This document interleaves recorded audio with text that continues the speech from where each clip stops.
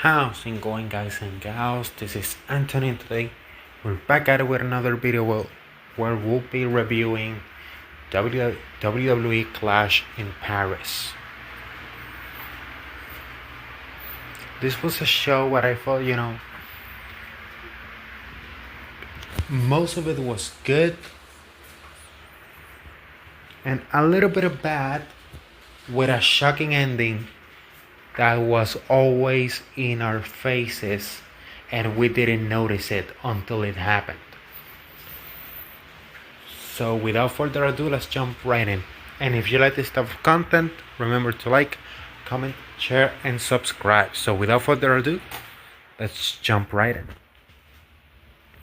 Obviously, the show kicked off with Bronson Reed facing Roman Reigns, the Tribal Chief versus the Tribal Chief, the Shula Fala versus the Ula Fala.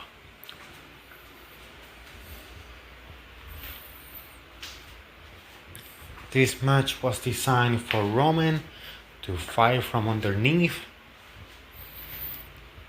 Every time Roman would get a false hope spot, he would be cut off. He would try to lift Bronson Reed, but he couldn't because of the weight. Roman suffered for this victory until he hit the spear. For the 1, 2, 3, he got the Superman punch counter.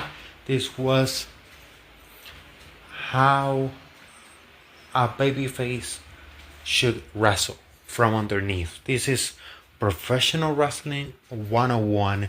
Roman Reigns does not miss, and even in defeat, Bronson Reed felt dominant. Obviously, as Roman Reigns was celebrating after the match, he saw Paul Heyman all along with the Shula Fala. He put him in the guillotine. He took the shoes. He stands up in the announcer's table.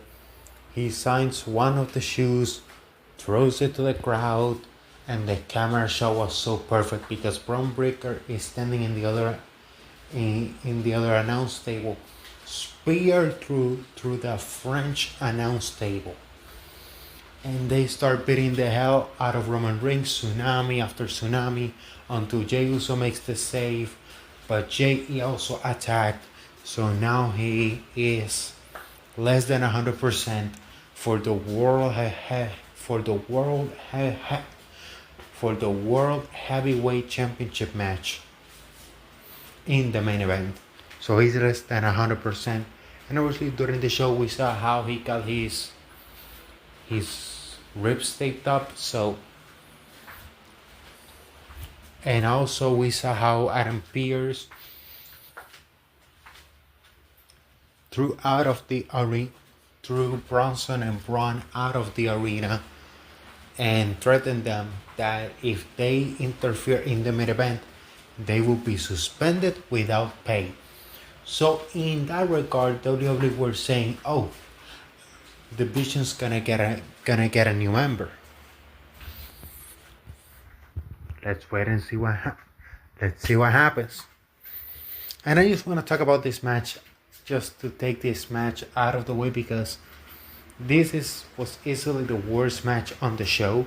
The women's IC title match where Becky Lynch defended against Nikki Bella. The worst match on the show. That's all I have to say. Let's continue.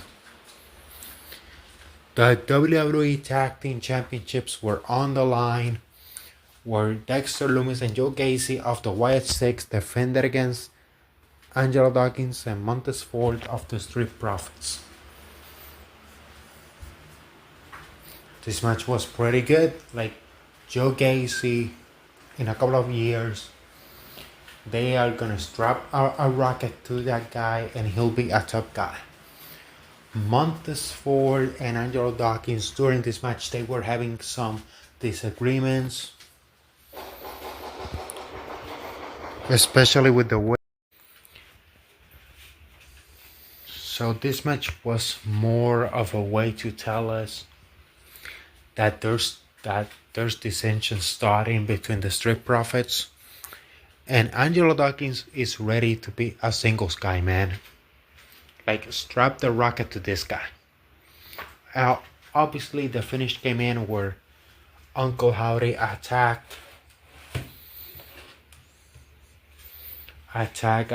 Montez Ford with his sister Abigail because Nikki Cross from under the ring was holding his foot. And obviously Joe Gacy came in, pinned him 1, 2, 3. They retained the titles. SmackDown has the best tag team division in the business. Next up, we have the Donnybrook match between Sheamus and Rusev. These two have had 3 matches. 1 victory for Sheamus, 1 for Rusev, and 1 draw. So, this match, if you watched it on like Peacock,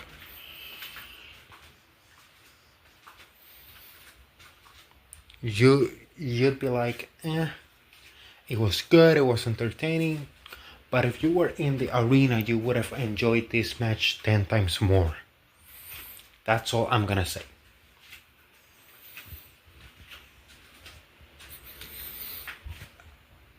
This match was pretty entertaining. There were some pretty cool spots like the white noise through the tables. And the finish came in where Rusev pushed Sheamus in the accolade and Sheamus tapped out. For the 2nd time in his career, Sheamus tapped out. And I think this victory puts Rusev in a pretty strong contention for the Intercontinental title.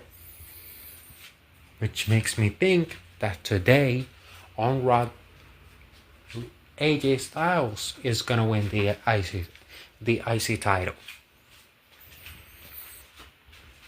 On the semi-main event, we got John Cena versus Logan Paul, the never before number 17, the GOAT, gave a masterclass and carried Logan Paul to the best match in his career. Cena, this felt like 2015 John Cena busting out moves that he doesn't normally does, like the Code Red. He did an End of Days. He also did a Styles Clash. So shout out Baron Corbin, shout out AJ, shout out Amazing Red. The way that I feel about this match is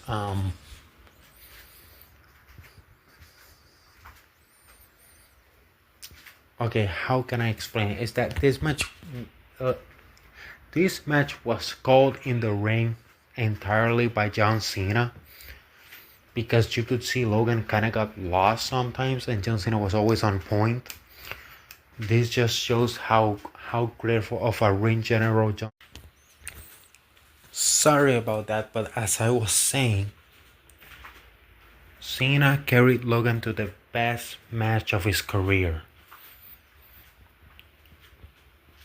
And obviously Cena won because, because of the build to WrestlePalooza for the match against Brock Lesnar. And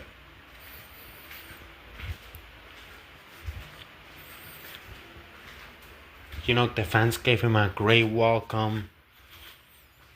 That's all I have to say. Now, this is a match that you need to watch for yourself. It reminded me a lot of the Cena-Cody match on SummerSlam. This was Super Cena in its biggest expression. And now the main event. Obviously, for the World Heavyweight Championship, we knew from earlier in the show, Bronson Reed, Braun Breaker, thrown out of the arena. They cannot interfere because if they do, they will be suspended without pay, which obviously that meant new member for the division.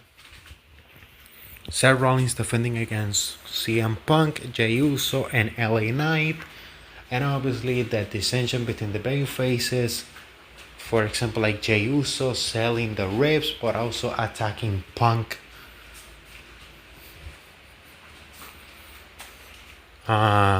giving CM Punk chip shots, which is tying into what Roman told Jay, do not trust CM Punk. Also, friction between CM Punk and LA Knight. And obviously when we get to the end, but obviously that was worked pretty good. But what we're here to talk about is the finish. CM Punk has Seth ready for the GTS. He gets a low blow. Masked person. Who is it? Who is it? It's Becky Lynch. Becky Lynch is the new member of the Vision. Corpse Stomp. 1, 2, 3. They kiss. They start trash talking Jelly Roll and Post Malone as the show goes off the air. But something interesting happened during the kickoff show. CM Punk lifted up a sign from a fan that said, "Bring back AJ Lee." And which is very interesting because Big E mentioned, hey, maybe AJ Lee can come back now. She can fight Becky. So obviously they are now building up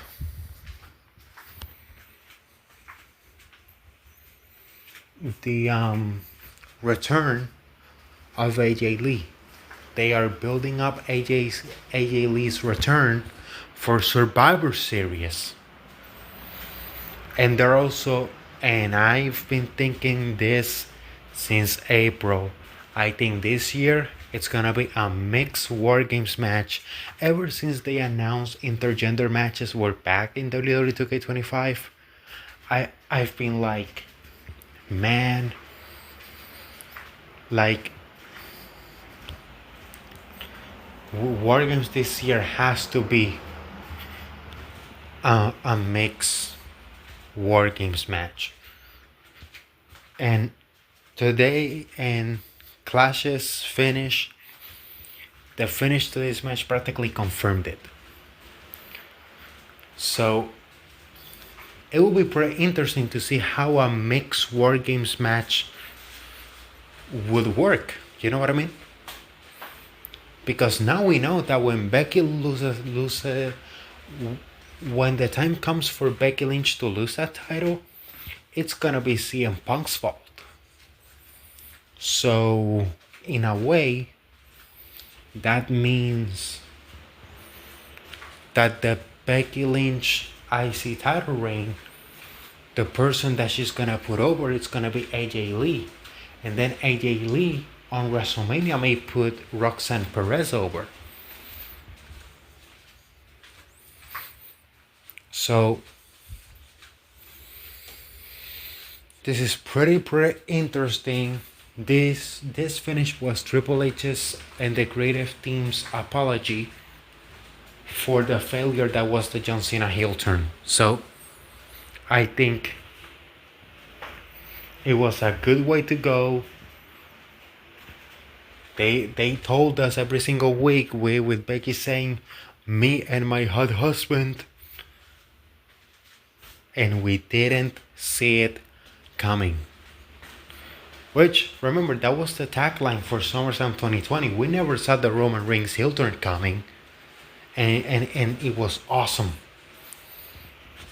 But anyways, that's gonna be it for this video, guys. Remember, if you like this type of content, remember to like, comment, share, and subscribe. And before I go, share these beautiful moments with your families. Create beautiful memories because life's too short, but those memories last a lifetime. As always, this is Anthony signing off. Bye bye.